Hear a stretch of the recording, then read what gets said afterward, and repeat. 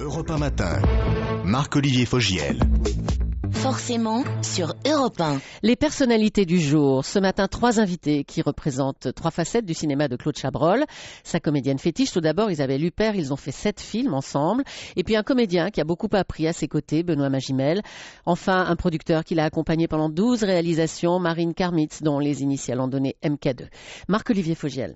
Et pour rendre hommage donc ce matin avec nous à Claude Chabrol, 3 personnalités en ligne avec nous. Bonjour Isabelle Huppert. Bonjour. Avec nous en studio, bonjour Benoît Magimel. Bonjour. Également un producteur très connu, Marine Karmitz, bonjour. Bonjour Marc-Olivier. Claude Chabrol, il y a un an, quand je l'avais interviewé, me disait qu'à sa mort, il aurait voulu voir écrit dans les journaux « On n'y croit pas ». Est-ce que ce matin, vous y croyez à sa disparition ? Non, c'est difficile.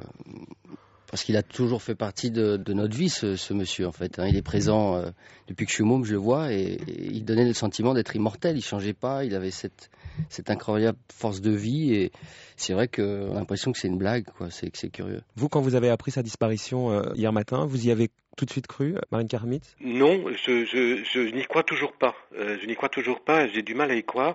Comment vous dire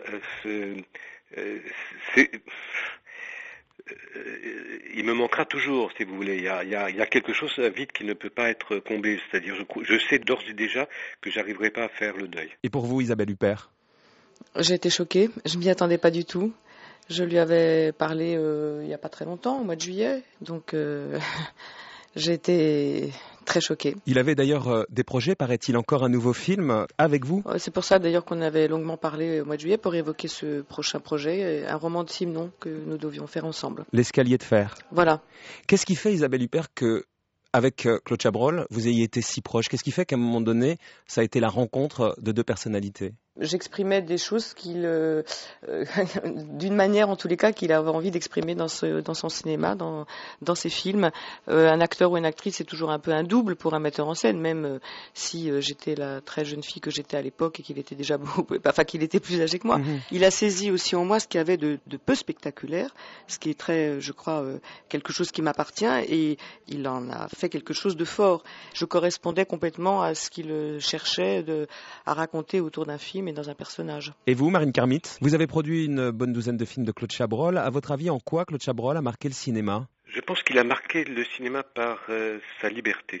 Mm-hmm. Par sa liberté sur le contenu, son analyse de la société française, son analyse décapante de la société française. Ouais, grinçante, noire. Grinçante, noire, mais complexe, parce qu'il n'y a pas que ça dans ses films, et aussi par sa liberté d'écriture, d'approche des acteurs, sa liberté économique.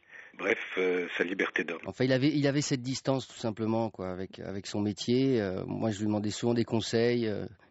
Il me faisait beaucoup rire, en fait. Je rigolais énormément avec lui. Les cons le faisaient beaucoup rire aussi. Ouais, c'est ça, en fait. Les cons le faisaient rire, la connerie humaine le faisait rire énormément. Je crois que c'est le seul réalisateur que j'ai rencontré qui n'avait pas d'ego. Il avait un regard très critique sur sa carrière, sur ses films. Alors, il disait pas tout le temps les noms, mais il disait qu'il avait fait des merdes, des moins grosses merdes, et puis des très bons films. Une des plaisanteries qu'on avait entre nous, c'était qu'il me disait toujours qu'il n'avait pas d'ego, ce qui l'amusait beaucoup, parce qu'évidemment, moi, il pensait que j'en avais un qui était quand même surdimensionné. Et donc, moi, il me disait, moi, je n'ai pas d'ego. Je disais, mais c'est pas possible. On a tous un ego. Il disait, non, détrompe-toi. Moi, je n'ai pas d'ego. Aujourd'hui, dans le cinéma actuel, est-ce que vous lui reconnaissez une filiation ? Il y a beaucoup d'enfants de Chabrol.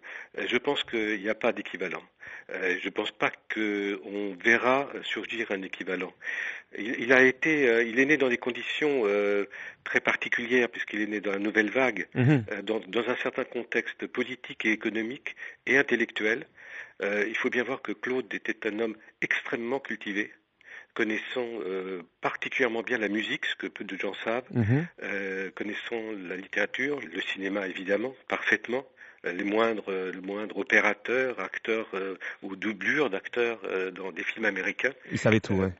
Et si vous voulez, tout ça manque vraiment cruellement actuellement. Et Chabrol, c'est la famille avant tout. C'est quelqu'un d'extrêmement fidèle. Il travaille en famille tout le temps. Ses proches, sa vraie famille, sa famille de techniciens. Son fils dans les films Thomas. Son fils, ses fils d'ailleurs, dans la musique, le cinéma, sa fille aussi, Script. première assistante, sa femme, script.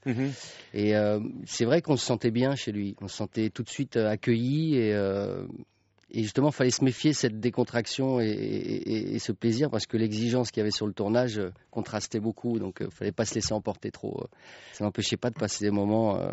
Super. Bah ouais. Vous vous souvenez la première scène que vous avez tournée avec lui, la première fois qu'il a dit moteur et que vous étiez sous sa caméra, devant sa caméra, Benoît Magimel? Oui, c'était une scène de repas dans La Fleur du Mal et on m'avait dit, tu vas voir, Chabrol, il fait des mots croisés quand il tourne.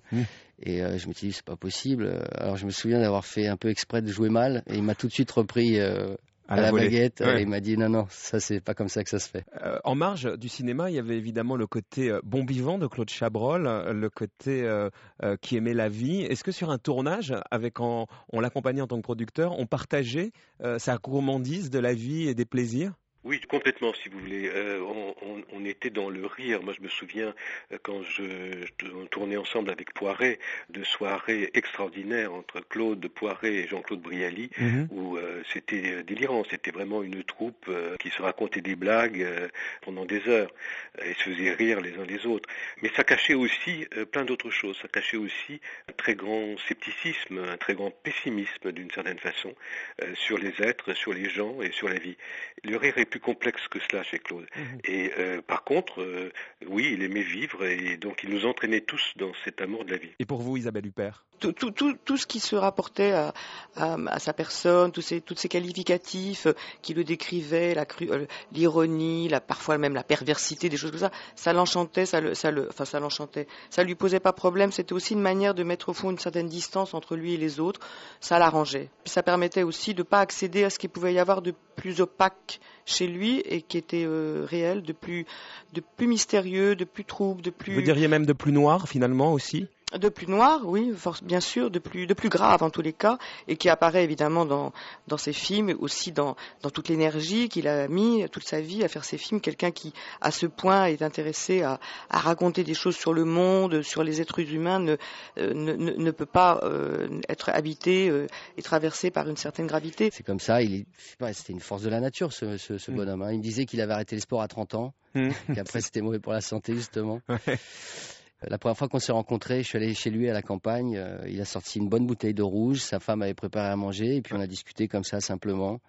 Pour moi, c'était incroyable parce que vraiment, depuis que je suis gamin, je le vois. Donc j'avais vraiment envie de tourner avec lui, depuis que je suis môme.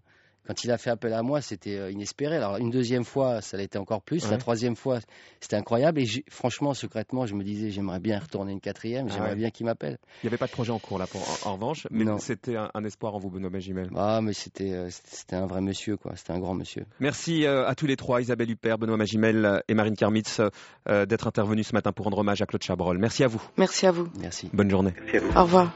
Merci à vous. Au revoir. Merci à vous. Au revoir.